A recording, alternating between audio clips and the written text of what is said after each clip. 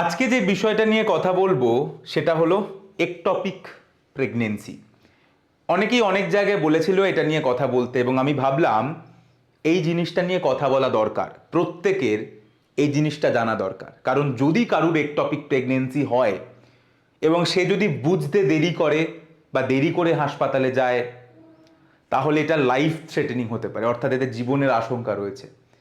সেই জন্য ectopic pregnancy সম্পর্কে একটা স্বচ্ছ ধারণা আমার মনে হয় শুধু মেডিকেল স্টুডেন্টদের নয়, প্রত্যেকটা সাধারণ মানুষের জেনে রাখা প্রয়োজন। আমার এই শব্দটার সঙ্গে পরিচয় ঘটে যখন আমি স্কুলে আর কি। তো আমার এক বন্ধুর, আমরা শুনেছিলাম যে মায়ের খুব শরীর খারাপ, নার্সিংহোমে ভর্তি, মৃত্যুর সঙ্গে লড়াই করছে। তো যাই হোক, তারপরে সুস্থ হয়ে যায়, বাড়ি ফিরে আসে তিনি, এবং আমরা মনে আছে আমরা সব বন্ধুরা এবং আমাদের মায়েরা মিলে গেছিলাম ওনাকে দেখতে। তো ওখানে গিয়ে আমরা একটা কথা শুনেছিলাম যে পেটটা নাকি পুরো রক্তে ভরে গেছে, এই একটা কথা শুনেছিলাম।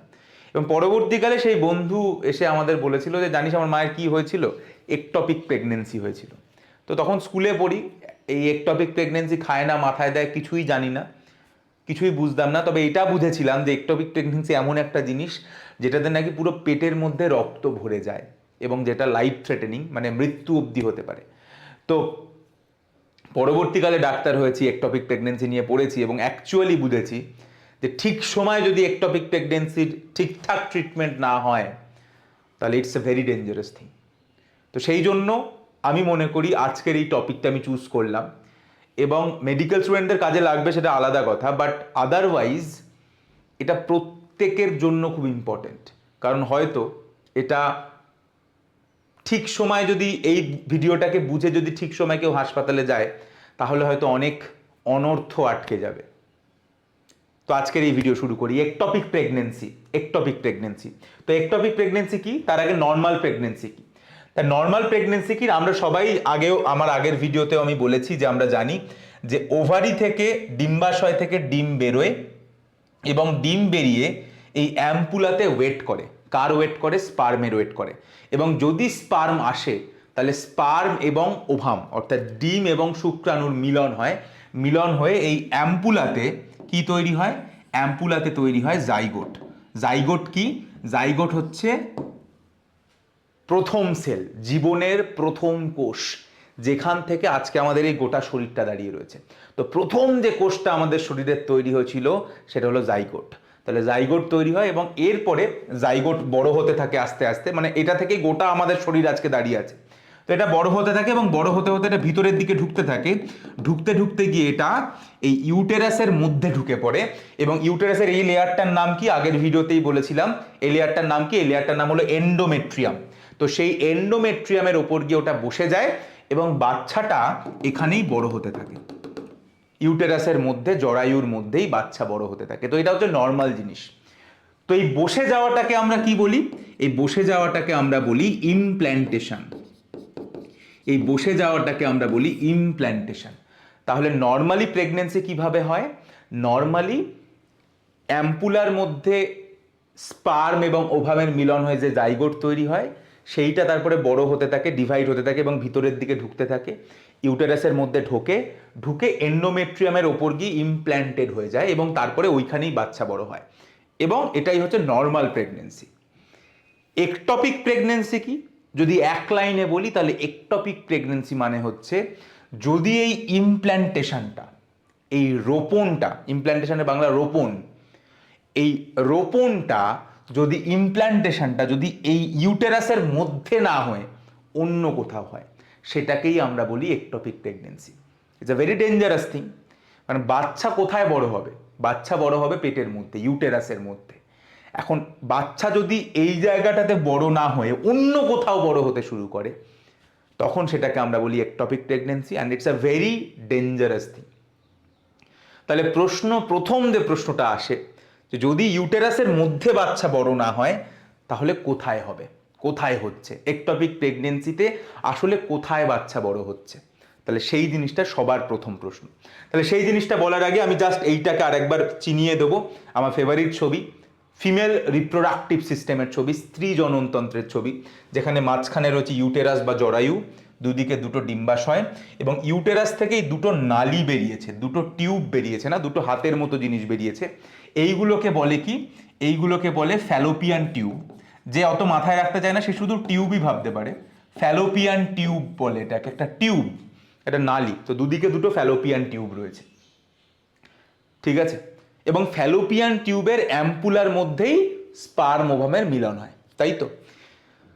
এইবার ফার্দার বলার আগে আমরা ফ্যালোপিয়ান টিউবের অংশগুলোকে একবার এখানে দেখিয়েছি। তো ফ্যালোপিয়ান টিউব, এই যে টিউবটা রয়েছে তার মেনলি 4টে অংশ রয়েছে। একটা অংশের নাম আমি বারবার বলি, যেখানে স্পার্ম ওভামের মিলন হয়, অর্থাৎ মাঝের যে চওড়া জায়গাটা, বড় জায়গাটা, যেটাকে আমরা অ্যাম্পুলা বলি। এই ধারের যেটা আঙুলের মতো জায়গা, অর্থাৎ যেখান দিয়ে আমাদের ডিম্বাণুটা ঢোকে, সেই জায়গাটাকে বলে ইনফান্ডিবুলাম। সেই জায়গাটাকে বলে ইনফান্ডিবুলাম। আর অ্যাম্পুলার পরের সরু জায়গাটাকে বলে ইস্থেমাস, এবং তারপরের আরো সরু জায়গা, অর্থাৎ যেখান দিয়ে ইউটেরাসের মধ্যে ঢুকছে একদম যে সরু জায়গা, সেইটাকে বলে ইন্টারস্টিশিয়াম। তাহলে সোজা কথায় ফ্যালোপিয়ান টিউব বা আমাদের টিউবের 4টে অংশ। যেখান দিয়ে ডিমটা ঢোকে সেটা ইনফান্ডিবুলাম, যেখানে মিলন হয় যেটা সব থেকে চওড়া জায়গা সেটা হলো অ্যাম্পুলা, তারপরে সরু জায়গা হলো ইস্থেমাস, আর তারপরের একদম সরু জায়গা যেখান দিয়ে অ্যাকচুয়ালি ভিতরের দিকে ঢুকবে, মানে এইটা একদম ভিতরের দিকে ঢুকবে, একদম সরু জায়গা, সেটা হলো ইন্টারস্টিশিয়াম। ঠিক আছে?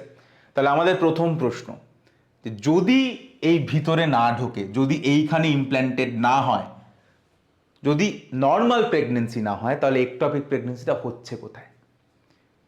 বেসিক বুদ্ধি, খুব বেসিকলি আমি যদি ভাবি, যেহেতু জাইগোটটা তৈরি হলো অ্যাম্পুলার মধ্যে, তাই সব থেকে বেশি চান্স থাকে যে জাইগোটটা এখানে তৈরি হয়ে এখানেই বসে গেল। আমরা সবাই ল্যাথ খাই, আমরা সবাই তো কি চাই, সারাদিন বিছানায় শুয়ে থাকো, মোবাইলটা এরম রাখো, পায়ের ওপর পা রেখে মোবাইলটা এই নিয়ে সারাদিন স্ক্রল করে যাব, অত নড়াচড়া করতে পছন্দ করি না।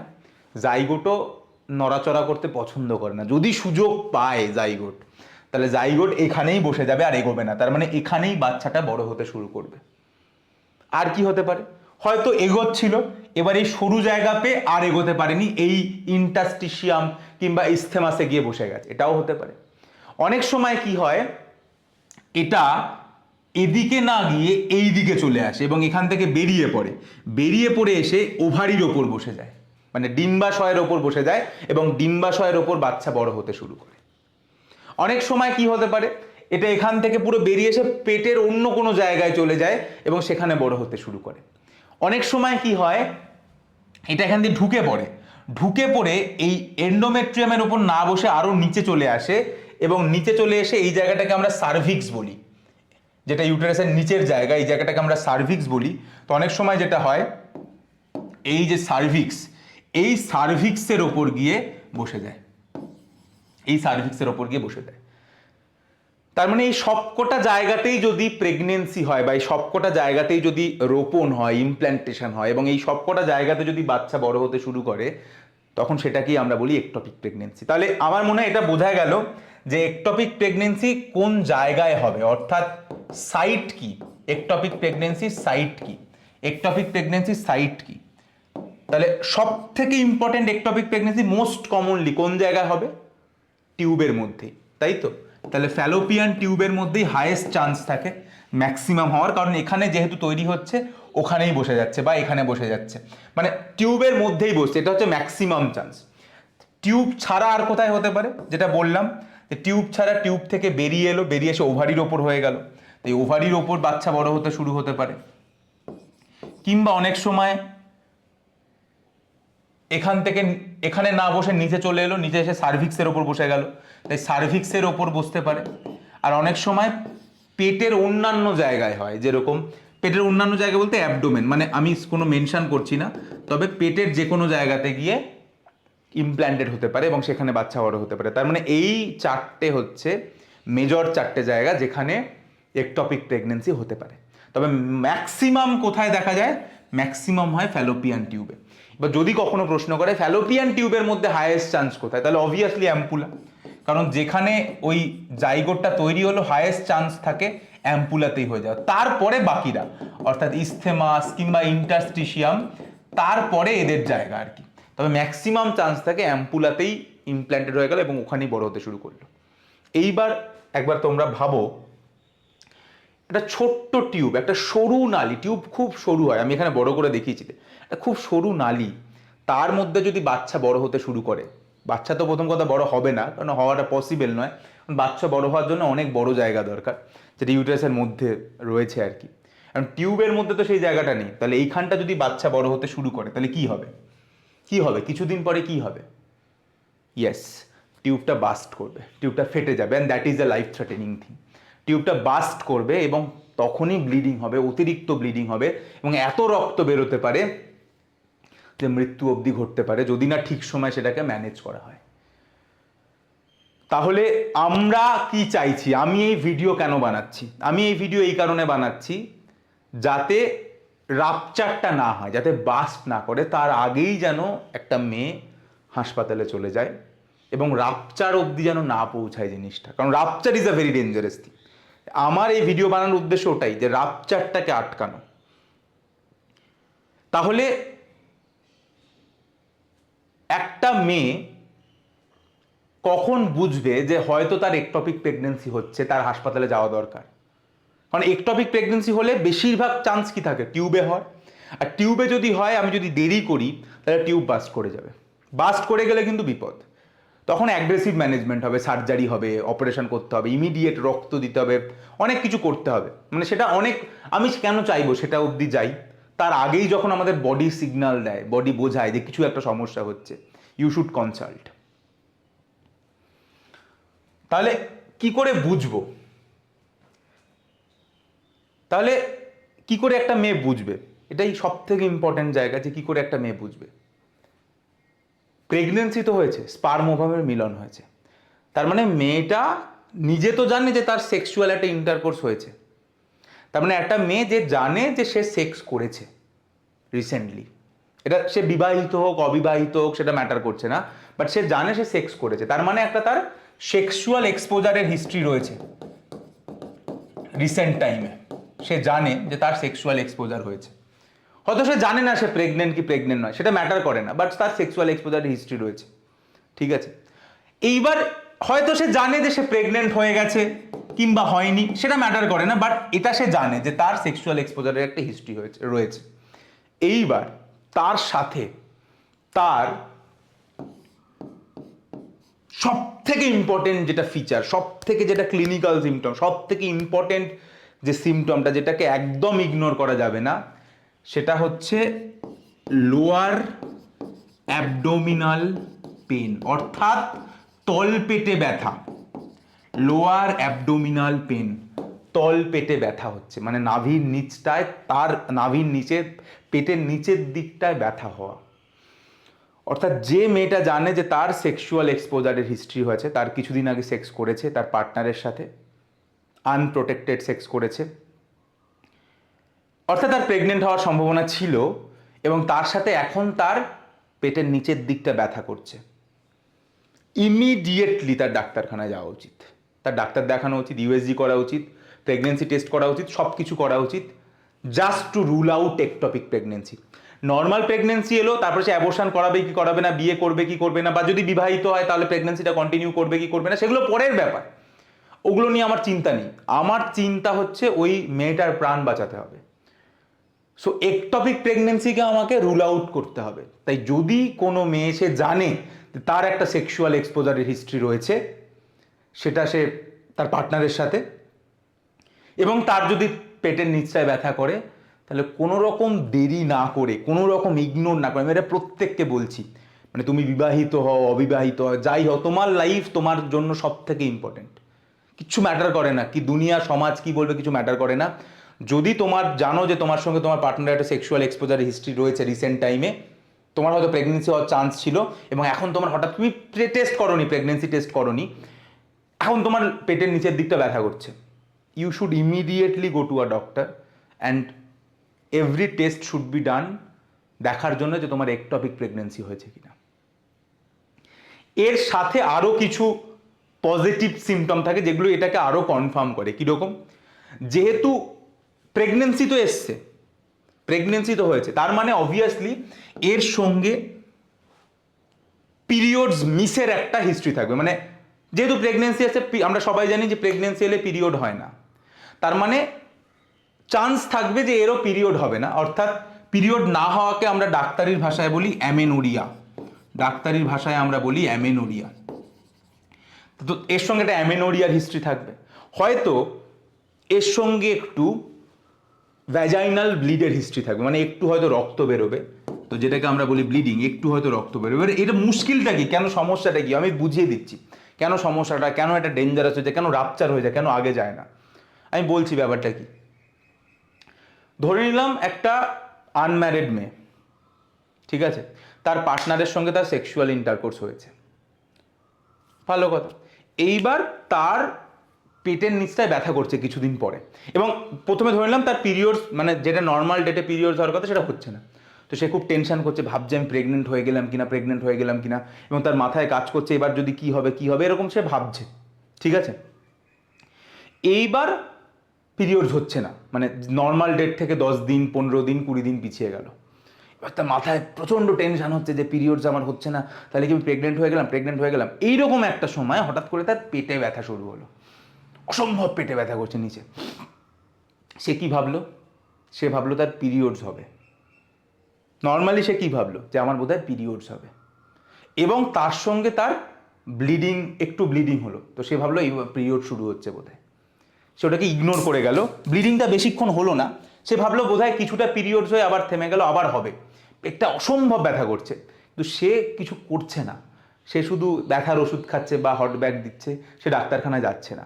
দ্যাট ইজ আ প্রবলেম, এটাই সমস্যা। তাই আমি সবসময় বলি যে যদি তার একটা সেক্সুয়াল এক্সপোজার হিস্ট্রি থাকে এবং তার মনের মধ্যে যদি বিন্দুমাত্র ডাউট থাকে যে আমি সেক্সুয়াল এক্সপোজার করেছিলাম, প্রেগনেন্সি হওয়ার চান্স ছিল, আমার একটা চান্স ছিল, এবং এখন আমার পেটে ব্যথা করছে, আমার একটা পিরিয়ড মিস হয়েছে, নিজে পাকামো করা উচিত নয়, কোনো লজ্জা পাওয়া উচিত নয়, স্ট্রেট ডাক্তারখানায় যাওয়া উচিত এবং দেখানো উচিত, একটা গাইনিকোলজিস্টের কাছে যাওয়া উচিত, নর্মাল কোথাও নয়, গাইনিকোলজিস্টের কাছে যাওয়া উচিত, কারণ হতে পারে একটপিক প্রেগনেন্সি হয়েছে। কারণ একটপিক প্রেগনেন্সির রিস্ক ফ্যাক্টরগুলো আমি বলছি, মানে হঠাৎ করে একটপিক প্রেগনেন্সি হয়ে যাবে, কাদের একটপিক প্রেগনেন্সি হবে, মানে কেন হচ্ছে একটপিক প্রেগনেন্সি সেটা বুঝতে হবে, তাহলেই মিলে যাবে পুরো ব্যাপারটা। তাহলে কাদের একটপিক প্রেগনেন্সি হচ্ছে, মানে রিস্ক কি কি, রিস্ক কাদের হবে একটপিক প্রেগনেন্সি। তাহলে অলরেডি বললাম একটপিক প্রেগনেন্সি হাইয়েস্ট চান্স কোথায় হয়, এই টিউবে হওয়ার। তো নর্মালি কি হয়, এখানে তৈরি হওয়ার পরে এটা ভিতরের দিকে মুভ করে ভিতরে চলে যায়, নর্মাল প্রেগনেন্সি এটা। তো একটপিক প্রেগনেন্সি মানে কি, এটা আর মুভ করছে না, এইখানেই এটা বসে যাচ্ছে, নয় অ্যাম্পুলাতেই বসে যাচ্ছে বা এখানে বসে যাচ্ছে, যাই হোক, মানে ভিতরে ঢুকছে না। অর্থাৎ যদি কোনো কারণে এই টিউবের যে মুভমেন্ট সেটা কমে যায়, তাহলেই একটপিক প্রেগনেন্সির চান্স বেড়ে যাবে, বোঝা গেল। অর্থাৎ এইটা মুভ করে বলেই এটা ভিতরে ঢোকে, এই মুভমেন্ট, টিউবের মুভমেন্ট যদি বন্ধ হয়ে যায়, টিউব যদি খুব স্লো হয়ে যায়, তাহলে এটা আর মুভ করবে না, এখানেই বসে যাবে। তাহলে জানতে হবে যে টিউবের মুভমেন্ট কারা কমায়। First one of the major টিউবের মুভমেন্ট কমানোর কি জিনিস রয়েছে, যদি কোনো ইনফেকশন হয়, ইনফেকশন, ঠিক আছে, ইনফেকশন হতেই পারে, মেয়েদের অনেক সময় ইনফেকশন হয়, ইউরিনারি ইনফেকশন নয়, এটাকে আমরা বলি পেলভিক ইনফ্ল্যামেটারি ডিজিজ, জানার দরকার নেই। অর্থাৎ যেটা মেনলি সেক্সুয়াল ইন্টারকোর্স করার জন্য হয়, ঠিক আছে, অর্থাৎ যার সঙ্গে সেক্স করছে তার হয়তো তার কোনো ইনফেকশন ছিল, সেই ইনফেকশনটা মেয়েদের শরীরে ঢুকে গেল, এবং ঢুকলে এই সমস্ত জায়গায় এফেক্ট হতে পারে। তো ইনফেকশন যদি হয় তাহলে এই মুভমেন্ট স্লো হয়ে যাবে, এবং তখন কিন্তু একটপিক প্রেগনেন্সির চান্স বেড়ে যাবে। তাহলে ইনফেকশন একটা one of the major cause ectopic প্রেগনেন্সির।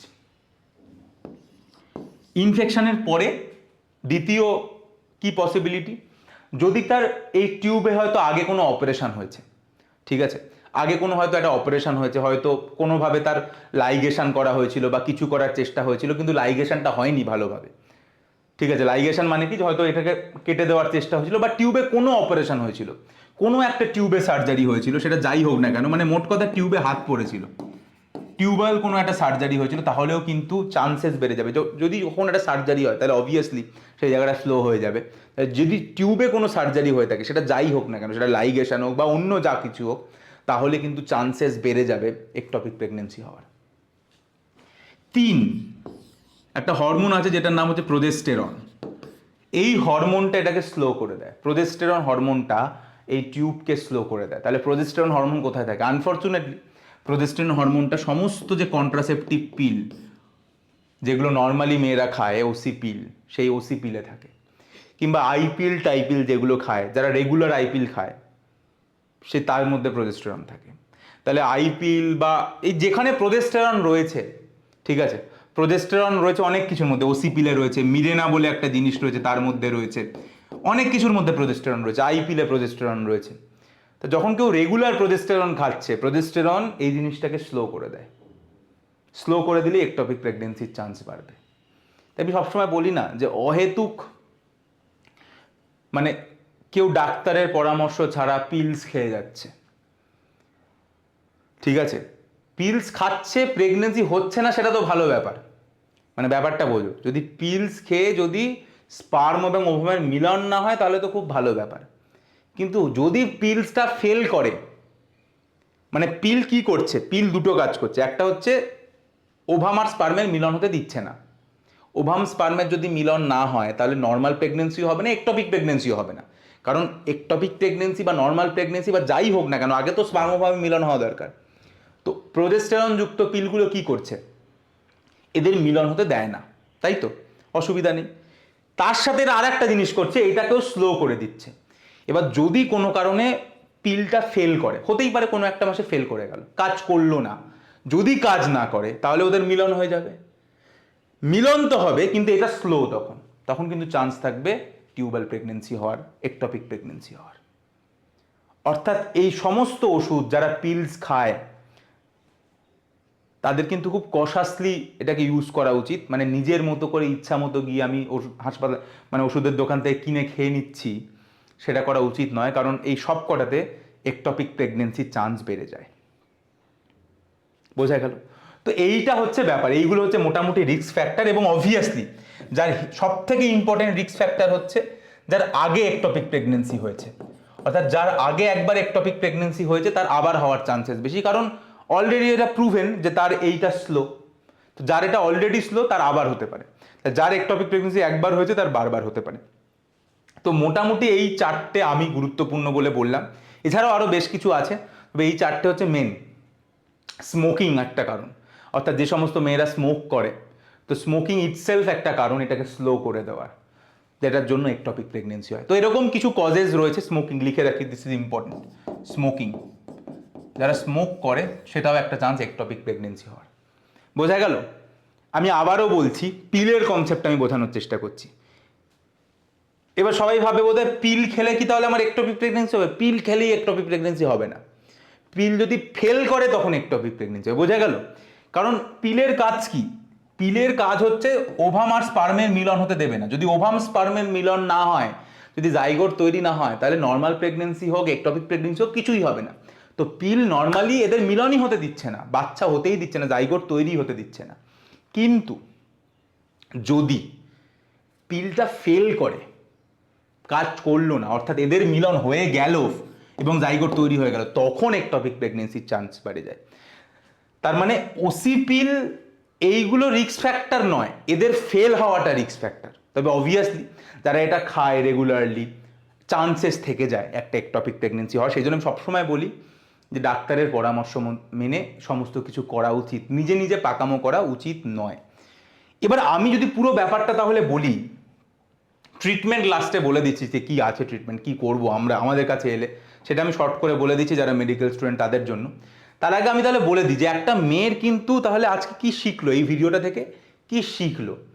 শিখলো এটাই যে এই মেয়েটা, একটা মেয়ে যদি জানে যে আমি মাঝে মাঝেই পিলস খাই, ঠিক আছে, আমি লাস্টবারও যখন প্রেগনেন্ট মানে সেক্স করেছিলাম আমি আই পিল খেয়ে নিয়েছিলাম, এবং আমি আগেও অনেক পিল খাই, আই পিল লাস্টবারও খেয়ে নিয়েছিলাম, আমরা সেফ মানে আনসেফ পিরিয়ডে সেক্স করেছিলাম, বাচ্চা হওয়ার চান্স ছিল, প্রেগনেন্সি আসার চান্স ছিল, আমি আইপিল খেয়ে নিয়েছিলাম, কিন্তু আইপিল খাওয়ার পরেও ব্লিডিং হয়নি, পিরিয়ড মিস হয়েছে, এবং এখন আমার হঠাৎ করে পেটের নিচে খুব ব্যথা করছে, তার সঙ্গে একটু একটু ব্লিডিং দেখা যাচ্ছে বা দেখা যাচ্ছে না, কিন্তু পেটের নিচে খুব ব্যথা করছে। আমি সবসময় বলবো মানে বেশি কমপ্লিকেটেড না করে, যদি মেয়েটা নিজে জানে, মেয়েটা তো নিজে জানবে যে তার সেক্সুয়াল এক্সপোজারের হিস্ট্রি রয়েছে, তার রিসেন্ট টাইমে সেক্স হয়েছে, তার প্রেগনেন্সি হওয়ার চান্স ছিল, এইটা সে যদি জানে এবং তার সঙ্গে যদি হঠাৎ করে তার পেটের নিচে খুব ব্যথা করে, ডাক্তার দেখাও ভাই গিয়ে। মানে your life is much more precious than anything. এটাকে দেরি যদি করো আর টিউবটা যদি রাপচার করে যায়, than it's very dangerous. Tube rupture করতে দেওয়া যাবে না, তার আগেই আমাদেরকে ম্যানেজ করতে হবে। আমি আশা করা যায় বোঝাতে পারলাম। সো আমি সবসময় বলি যে হিস্ট্রি অফ সেক্সুয়াল এক্সপোজার এইটা যদি মেয়েটার থাকে, হিস্ট্রি অফ সেক্সুয়াল এক্সপোজার যদি মেয়েটার থাকে, এবং আজকে যদি মেয়েটার লোয়ার অ্যাবডোমিনাল পেন হচ্ছে,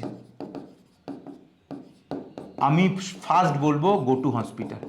একদম দেরি না করে হসপিটালে যাও ইমিডিয়েট বেসিসে, কোনো দেরি করার দরকার নেই। And take obviously go to a gynaecologist, মানে নর্মাল নয়, গাইনিকোলজিস্ট বা অবস্টেট্রিশিয়ান যাদেরকে আমরা বলি, তাদের কাছে যাও, তাদের কাছে যাও অ্যান্ড গেট ট্রিটেড ইমিডিয়েটলি। এর সঙ্গে অ্যাসোসিয়েটেড সিমটম কি কি বললাম? হিস্ট্রি অফ পিলস আর পিরিয়ড মিস, এগুলো আরও স্ট্রং করছে আমার সাজেশানকে। মানে যখন মেয়েটা আমাদের কাছে আসবে, আমাদের কাছে তো এই হিস্ট্রিটা নাও থাকতে পারে, কারণ মেয়েটা হয়তো বাবা মার সাথে আসবে, মেয়েটা হয়তো বলবে না যে আমার সেক্স করেছি আমি রিসেন্ট টাইমে। আমাদের তখন বোঝার জন্য আমরা এই জিনিসগুলোকে ইউজ করি, আমি জিজ্ঞাসা করি কোনো পিলস খাই কিনা, হয়তো বললো না। পিরিয়ড মিস হচ্ছে কিনা এটা হয়তো বলে দেবে যে হ্যাঁ হচ্ছে না, লাস্ট 30 দিন ধরে পিরিয়ড। তো যখন আমরা দেখবো পিরিয়ড মিস, মানে আমাদের ডাক্তারির জন্য আমরা 3টে জিনিস দেখি, এই পিরিয়ডস হচ্ছে না, ব্লিডিং হচ্ছে এবং পেন। এই যে ট্রায়াঙ্গেল, এইটা আমরা দেখি টু ডায়াগনোস একটপিক পেন, মানে একদম স্ট্রং সাসপিশন, পিরিয়ড নেই, ব্লিডিং হচ্ছে, পেন, এইটা হচ্ছে মানে আমাদের ডাক্তারের জন্য এই 3টে হচ্ছে একদম ক্লাসিক ক্রাইটেরিয়া, যেটা দেখে আমরা ভাবি একটপিক প্রেগনেন্সি হচ্ছে। ঠিক আছে, বাট মেয়েটার জন্য এ তো আমার কাছে আসলে আমি ট্রিটমেন্ট দেবো, কিন্তু মেয়েটার জন্য ইম্পর্টেন্ট কি, মেয়েটা তো নিজে ভাই জানে যে তার হয়েছে কিনা, তাই তার লজ্জা করার দরকার নেই, কারণ নিজের প্রাণটা বাঁচাতে হবে আগে।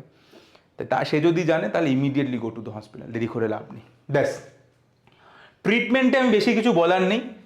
যদি টিউব রাপচার করে যায়, মানে ধর টিউব ফেটে গেল এবং ফেটে গিয়ে এখান থেকে সব রক্ত টক্ত বেরোচ্ছে, যেটা প্রবাবলি হয়েছিল আমার বন্ধুর মায়ের সাথে, টিউব রাপচার করে গেছিলো এবং ব্লিডিং হয়েছিল, অতিরিক্ত ব্লিডিং হচ্ছিল, সেটা যদি হয়ে থাকে তখন আমাদের কিছু মানে আমাদের কিছু করার নেই, আমাদেরকে অপারেশন করতে হবে, টিউবটাকে পুরো কেটে বাদ দিয়ে দিতে হবে, পুরো টিউবটাকে কেটে বাদ দিয়ে দিতে হবে, যেটাকে আমরা বলি স্যালপিঙ্গেক্টমি, অপারেশনটার নাম স্যালপিঙ্গেক্টমি।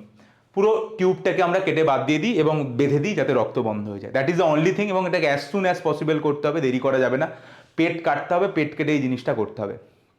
ঠিক আছে, ইমিডিয়েটলি বেসিসে পেটটা কাটতে হবে, কিংবা যে খুব এক্সপার্ট সে ল্যাপ্রোস্কোপি করবে, মানে ছোটো ছোটো ফুটো করে করবে, কিন্তু মোট কথা টিউবটাকে কেটে বাদ দিতে হবে, that is the only option. দ্বিতীয়ত, যদি দেখি এখনও ফাটেনি বাট ফাটবে ফাটবে করছে, মানে তার আগেই মেয়েটা চলে এসছে, হয়তো আমার ভিডিওটা দেখে সে বুঝে গেছে এবং সে চলে এসছে আগে, এবং ফাটবে ফাটবে করছে, ফাটেনি এখনও, তো বাচ্চাটা এখানেই বড় হচ্ছে এবং এটা এখন ফুলে গেছে, এখনও ফাটেনি, তখন আমরা দুটো অপশান আছে, কিছু ক্রাইটেরিয়া রয়েছে, যদি দেখি যে এটা ওষুধে ঠিক হওয়া সম্ভব। মানে আমার কি উদ্দেশ্য, আমার উদ্দেশ্য হচ্ছে এটাকে নষ্ট করে দেওয়া, এটাকে এখান থেকে সরিয়ে দেওয়া। এটা যদি এখান থেকে সরিয়ে দিই, নষ্ট করে দিই, তাহলেই আর ফাটবে না, আমাকে ফাটাটা আটকাতে হবে, টিউব যেন না বাস্ট করে যায়, এটা আটকাতে হবে, এইটাকে মেরে ফেলতে পারি। So there is some drugs যেটা আমরা দিই, মিথোট্রিক্সেট বলে, যেটা দিই, তবে তার কিছু ক্রাইটেরিয়া আছে, কখন ওষুধ দেবো, মানে এমনি এমনি হঠাৎ করে ওষুধ দিয়ে দেবো না। তো methotrexate is a very costly medicine, যেটা অবভিয়াসলি সমস্ত গভর্নমেন্ট হসপিটালে পাওয়া যায়, তো সেটা দিয়ে আমরা, তো এটার একটা মেডিকেল ম্যানেজমেন্ট আছে, মানে ওষুধ দিয়ে এটাকে সম্ভব, তবে তার কিছু ক্রাইটেরিয়া রয়েছে, সেটা ডাক্তারবাবু দেখে নেবেন যে সেই ক্রাইটেরিয়াগুলো ফুলফিল করছে কিনা। যদি ফুলফিল করে তখন আমরা তাকে ওষুধ দিয়ে এটাকে নষ্ট করার চেষ্টা করি, আর যদি দেখি সেটা নয়, সেটা পসিবল হচ্ছে না, মানে ওষুধ দিয়ে ঠিক হবে না, তখন আমাদের কাছে দুটো অপশান থাকে। একটা হচ্ছে যদি আমরা দেখি যে মানে এর এখনো বাচ্চা হবে, মানে ধর একটা বাচ্চা হয়তো সে বলছে ডাক্তারবাবু আমি আরও একটা বাচ্চা নিতে চাই, বা হলো এর বিয়েই হয়নি, তাহলে তো একে মানে মা হওয়ার জন্য সেই ক্ষমতাটা রাখতে হবে, টিউবটা কেটে দিলে তো মা হওয়ার চান্সেস কমে যাবে অনেক। তখন আমরা কি করি, তখন টিউবটা কাটি না, মানে যদি তার ফার্দার প্রেগনেন্সির চান্স থাকে, মানে এর পরবর্তীকালে প্রেগনেন্ট হতে চায় সে, সেটা যে কোনো কারণেই হোক, তখন আমরা জাস্ট যেটা করি, আমরা এখানে একটা কাট দিই, মানে একটা জাস্ট এরকম কাট দিই, কেটে এই জিনিসটাকে বাইরে বার করে দিই, ব্যাস, তারপরে এই কাঁটাটাকে রেখে দিই, অটোমেটিক্যালি ওটা জুড়ে যায়। এই প্রসিডিওরটাকে বলে